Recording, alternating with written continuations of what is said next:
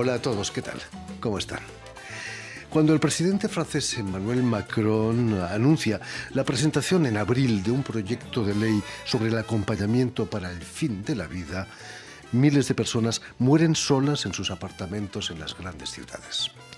Desgraciadamente también ocurre en zonas rurales o en pueblos aislados, como nos cuenta nuestro invitado de hoy, el realizador peruano Leonardo Barbuy, en su película Diógenes, que se estrena este miércoles en los cines de Francia.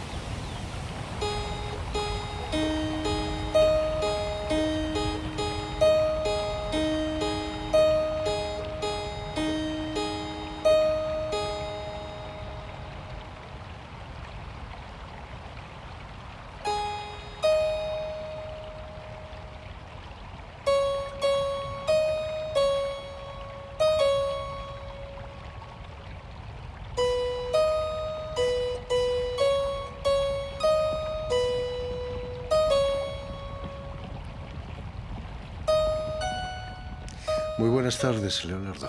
Leonardo Barbuy, bienvenido a Radio Francia Internacional. Gracias por invitarme. Diógenes, el protagonista de tu película, no muere solo, ¿no? A pesar de vivir aislado en las montañas de Ayacucho. Tiene familia. Tiene familia y tiene un pasado que es complejo para él aceptar, asimilar, y un pasado que también quiere alejar de sus dos hijos. De su hija mayor, que en el momento de la película tiene 11 años, y su hijo menor, que tiene 7. Son secuelas también de la guerra de Sendero Luminoso, imagino, ¿no? Del conflicto armado interno en general. No únicamente de lo perpetrado por Sendero, sino también de lo perpetrado por el mismo Estado y de las fuerzas paramilitares, ¿no? El guión de Diógenes fue seleccionado por el Festival de La Habana, ya antes de que fuera rodada la película. Sí. Es cierto que la idea nace de un sueño provocado por recuerdos de tu infancia. Sí, cuando yo era niño iba a la sierra con mi abuela, con mi abuelo, y siempre que regresábamos a Lima veíamos unas pequeñas casas de pastoreo, unas estancias. Y yo no sabía que eran estancias de pastoreo, yo creía que eran casas donde vivía gente aislada. Nunca pregunté, y ya de grande recordé a través de un sueño una de estas casas, y en mi sueño, cuando me acerco a la casa, encuentro a un hombre muerto, y al despertar yo vivo con mis dos hijos, los vi y pensé, ¿qué pasaría si quien encuentra el cuerpo muerto no soy yo, sino son sus dos hijos, ¿no? Y ahí empecé a preguntarme sobre el aislamiento en la sierra, y empezó el camino que me llevó a hacer la película. Terrible, de eso hablaremos. Permíteme que recuerde a nuestros oyentes que has nacido en Lima, muy lejos de la sierra, y que antes de Diógenes, tu primer cortometraje, lo llamas Alana, y ya obtiene el primer premio en el concurso nacional de cortometrajes. También hablabas de la soledad, ¿no?, en Alana. Sí, y de las distancias las distancias que se generan en uno mismo alrededor de la muerte de alguien que uno ama, ¿no? También de la paternidad.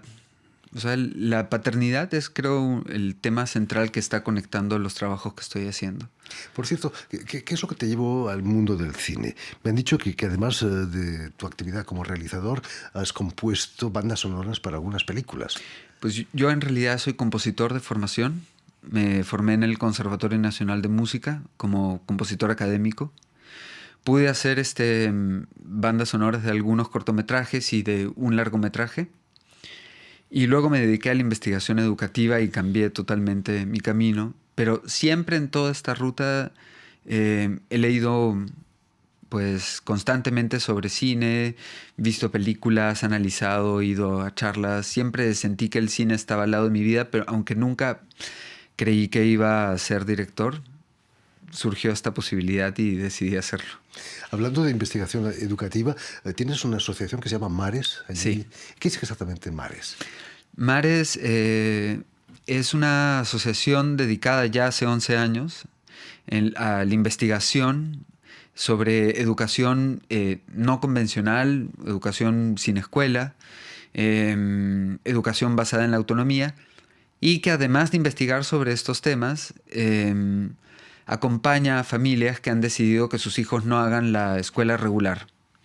Entonces ofrece una oportunidad de encuentro para niños, para niñas, ofrece también espacios, ambientes preparados donde ellos pueden aprender con pues, personas que se capacitan en el acompañamiento de esta línea, ¿no? Creáis talleres incluso para la reproducción de insectos, ¿no? También, sí. Artrópodos. Artrópodos, sí, hay unos talleres importantes. Una de las personas que trabaja es entomóloga. Y en general tratamos de procurar tener una atención sobre todo aquello que nos rodea en la relación con la convivencia que tenemos. En alguna escena del film vemos insectos, quizás te fascinan a ti también, imagino, ¿no? Sí. Y en Sarwa eran muy importantes, en general en Sarwa son muy importantes los animales. Han estado presentes en la película tanto sonoramente como en una escena en la cruel, que por cierto, el niño... Sí, cruel. Es dura. De hecho, me impactó mucho porque uno de los viajes que hice a Sarwa, una persona que nos guiaba dentro del pueblo atrapó un bicho volador, digamos, que tenía alas, etc., y le arrancó un pedazo del cuerpo para meter unas pequeñas hojas de una planta ahí, y a esas hojas él le daba un mensaje. Y al parecer este insecto puede vivir un tiempo con esa parte, ¿no?, desmembrada, y puede viajar, y en teoría lo que dicen es que va a entregar el mensaje. Entonces, esa crueldad poética me pareció potente, ¿no? Hay palomas mensajeras, pero insectos mensajeros todavía es la primera vez que oigo hablar de eso. Volviendo a Diógenes, la película se estrena aquí en Francia este miércoles, y hace exactamente un año ganaba 2 importantes premios en el Festival de Málaga, en España, mejor película iberoamericana y mejor dirección. No está mal. En España decimos que es llegar y besar el santo.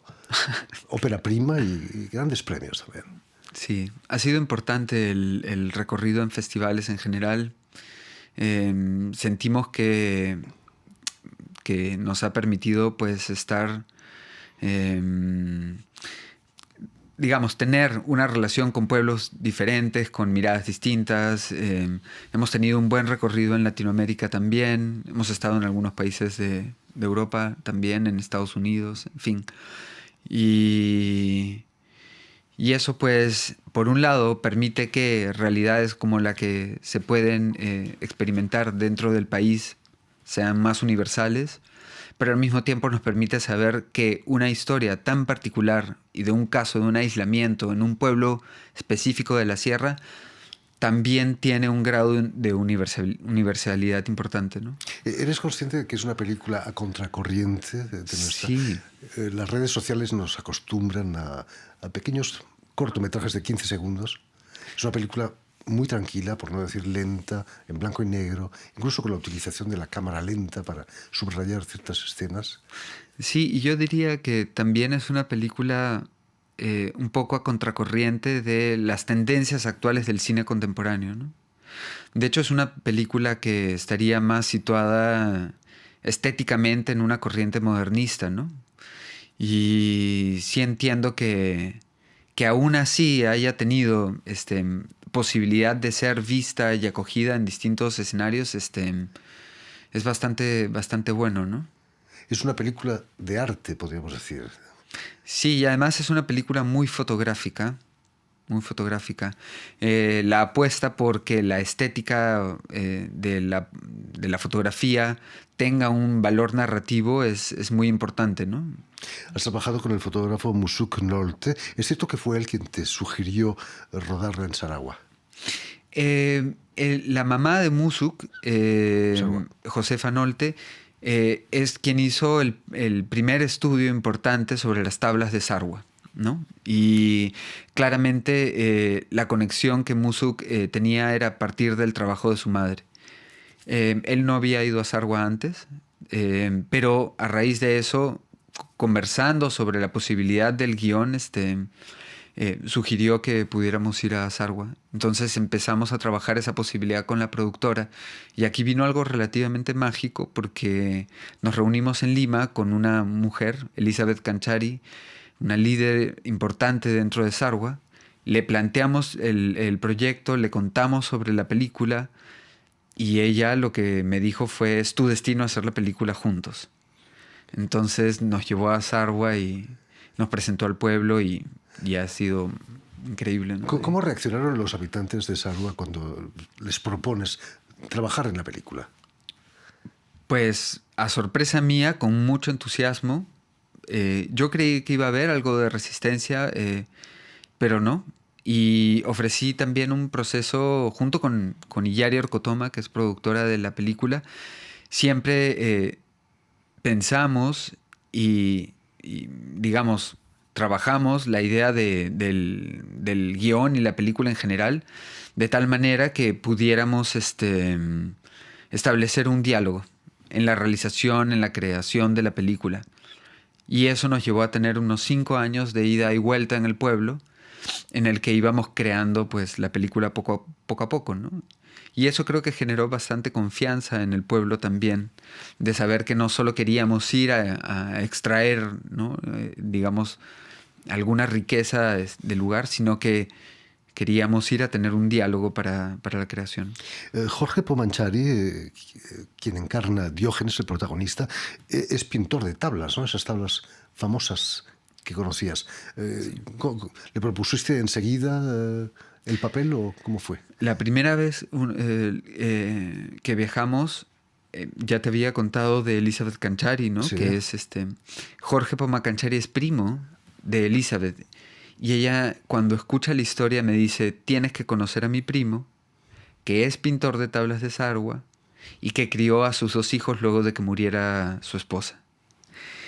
Y yo dije, acá hay una conexión tremenda, ¿no? Y lo conocí y claramente encontramos en él una ambigüedad maravillosa entre una mirada muy, muy fuerte, muy profunda, muy triste también, nostálgica, pero al mismo tiempo como muy, muy, muy pura y muy tierna también y dulce, ¿no? Que es un poco como es Jorge también, tiene como una amalgama de dimensiones emocionales y desde el primer momento supimos que íbamos a trabajar con él. Porque las tablas son mucho más que artesanía, ¿no? Cuentan historias, tiene algo de poético incluso, ¿no? Sí, las tablas hacen parte de una tradición muy antigua en general en toda la región quechohablante. Provienen de una tradición que se resume en un verbo quechua que es el gelhay, que es un verbo que habla sobre la escritura, de alguna manera, podríamos decir, ya que no hay una traducción literal, pero sería algo así como el registro de la memoria, ¿no? Que es lo más cercano que se tendría a una escritura. Y normalmente esta tradición pues se manifiesta en distintos tipos de producciones, ¿no? Y una de las producciones son las tablas de Sarwa que justo se están viendo ahora en la pantalla. Y la tradición más importante de las tablas de Sarwa es colocar la memoria de una familia en estas tablas verticales como por escenas, y esa memoria familiar se entrega a la familia nueva que se conforma y se coloca como una de las vigas que constituyen la nueva casa de la familia. Entonces el pueblo construye la casa, se hace una ceremonia de inauguración y en esa ceremonia se coloca la tabla con la historia de la familia nueva, ¿no? Entonces es una tradición que tiene que ver mucho con la constitución de una familia. Y dado que esta película tiene que ver con el resquebrajamiento de una familia y la nueva constitución, ¿no? Pues era muy importante trabajar con ella. En la película vemos una escena con una tabla en la que explica, en cierto modo, por qué es viudo el protagonista, ¿no? Sí. Terrible. Diógenes, el nombre de Diógenes no es por casualidad, ¿no? Imagino. Aunque parezca extraño, en la Sierra Andina hay muchos nombres griegos y romanos, y Diógenes no es la excepción. Se pueden encontrar muchos Diógenes. Y me pareció particular también porque la palabra Diógenes nos remite también a Diógenes de Sinope, ¿no? El filósofo griego que va cada vez aislándose por repudio, ¿no?, de la sociedad. Pero al mismo tiempo también está esta otra acepción que es la del síndrome de Diógenes, que es este síndrome opuesto justamente a este Diógenes que tiene que ver con la acumulación, ¿no? Y claramente estas dos dimensiones están un poco en él, ¿no? Él es el único que acumula los recuerdos de la sociedad que sus hijos no tienen, y al mismo tiempo es quien se aísla, ¿no? Ya por hastío, ¿no? Terrible. Capítulo aparte merecen los niños que aparecen en la película, Sí. Gisela y Kleiner Ryupa. ¿Cómo los encontrasteis? Tiene una historia Gisela, creo, ¿no? Pues sí, porque en el primer viaje que hace la productora se encuentra con una niña, la primera niña con la que se cruza, y era una niña que estaba caminando sola y estaba de camino a La Puna, que es la zona más alta de las montañas, y tenía 7 años. Muchas horas de camino. Es increíble. Y él le preguntó, ¿qué estás haciendo? Y la niña le dijo, estoy yendo a darle comida a mi abuela, que está en La Puna, ¿no? Y le quedaban como 4 horas de camino. Y tenía 7 años, iba sola. Y eso fue muy impactante. Y se tomaron unas fotos, compartieron algo de comida. Y años después, meses antes de rodar la película, hacemos el casting y se presenta una niña que era mayor de la edad que habíamos esperado. Nosotros habíamos pensado hacer el casting para niñas de hasta 9 años y ella tenía 11. Pero aún así estaba tan entusiasmada que la dejamos pasar. Y al final fue tan buena en el casting que decidí cambiar el guión para que la protagonista tenga 11 años. De hecho, ganó un premio a Mejor Interpretación en Brasil, en un festival de Brasil. La estamos viendo, tiene una mirada extraordinaria. Gisela Yupa, sí. Y fue nominada hace poco a Mejor Actriz Peruana en los premios de la prensa peruana. Entonces... No era fácil su vida, imagino, antes de la película. Pues en general tiene muchos aspectos retadores, pero hay algo muy especial en la comunidad de Sarwa, que es una comunidad muy confraternal, ¿no? Hay muchos aspectos de la comunidad que buscan que niños, niñas, adultos, etcétera, crezcan sintiéndose muy acogidos y parte de la comunidad. Y algo muy valioso también es que en Sarwa el arte es muy importante. Si tú dices voy a ser artista, recibes mucho apoyo, ¿no? Es como... Es muy, muy valorado ahí. Entonces, el momento en el que le ofrecimos a la familia, quisiéramos, su hija ha hecho el casting y es maravillosa para el personaje. La familia estuvo muy feliz y apoyó mucho a Gisela. Ellos tienen una solidaridad que estamos perdiendo nosotros en Lima y en las grandes ciudades, ¿no? Sí, definitivamente. No solo eso, sino que el sentido de tener un rol dentro de un grupo social, un grupo cultural, es algo que yo no había experimentado de cerca. El eclecticismo en el que se vive en una capital, en donde la persona que vive al costado no guarda ninguna relación en las tradiciones que tiene cada familia. Dentro de la familia también hay muchas distancias a ese nivel. Haber estado yendo y viniendo durante más de 5 años al pueblo de Sarwa me ha hecho conocer una parte de las relaciones humanas que yo no había experimentado antes en mi vida. La Violeta de la Traviata canta que está sola, abandonada, en este populoso desierto que es París. Por cierto, ¿qué supone para ti estrenar en este populoso desierto que es París?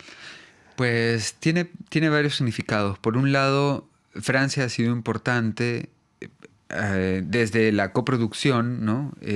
Con Dublin Films y David Hearst, que es el coproductor francés, que han sido muy cálidos y han acogido muy bien a la película. Hemos conseguido también algunos fondos aquí. Entonces, todo el diseño sonoro y la finalización se ha hecho en Francia. Y en ese sentido, pues el estreno también, tuvimos un estreno en Toulouse el año pasado, en la competición oficial. Y eso ha hecho que haya muchos vínculos también afectivos de la película con Francia, lo cual hace que no sea extraño que estemos teniendo el estreno. Además está de la mano de Jovita y de Bobine Jovita Madel, Films. de Bobine. Sí, que ella, pues, la relación con Perú es importante. Ella dirige el Festival, ¿no?, de Cine Peruano en París, en el cual se estrenó también la película. Entonces hay muchas relaciones que hacen muy natural que se estrene aquí. Dice también mucho de la cinefilia de los parisinos y de los franceses en general, ¿no? Sí, París es una de las últimas capitales donde se puede ver cine del mundo entero. Sí, ya hay muchos cines, ya hay un circuito pues muy interesante. Vamos a estrenar este miércoles 13 en Saint-Michel. Cine Saint-Michel. Y vamos a estar en Bordeaux, en Toulouse, en Lyon, en distintas ciudades, haciendo la gira durante más de 10 días, los estrenos, sí. En fin, pues ya lo saben, tienen una cita si están aquí en París en el Cine Saint-Michel y si no en otras ciudades francesas para el estreno de Diógenes de Leonardo Barbuy. Muchísimas gracias, Leonardo, por haber estado aquí con nosotros. Mucho éxito aquí en Francia, que sigan los éxitos. Permíteme también que dé las gracias a Steven Hesley y a Stéphane Defossé, quienes se han ocupado hoy de la realización del programa, y también saludar a nuestros telespectadores que nos siguen en toda América Latina, en Lima seguro que también, gracias a la cadena Unión Continental Latinoamérica, que es la cadena de la OEA, la Organización de Estados Americanos, y una red que se llama TAL, que reúne televisoras públicas y universitarias de toda América Latina también. Y a ustedes, muchísimas gracias por su atención y les damos cita para una nueva edición de El Invitado de Radio Francia Internacional.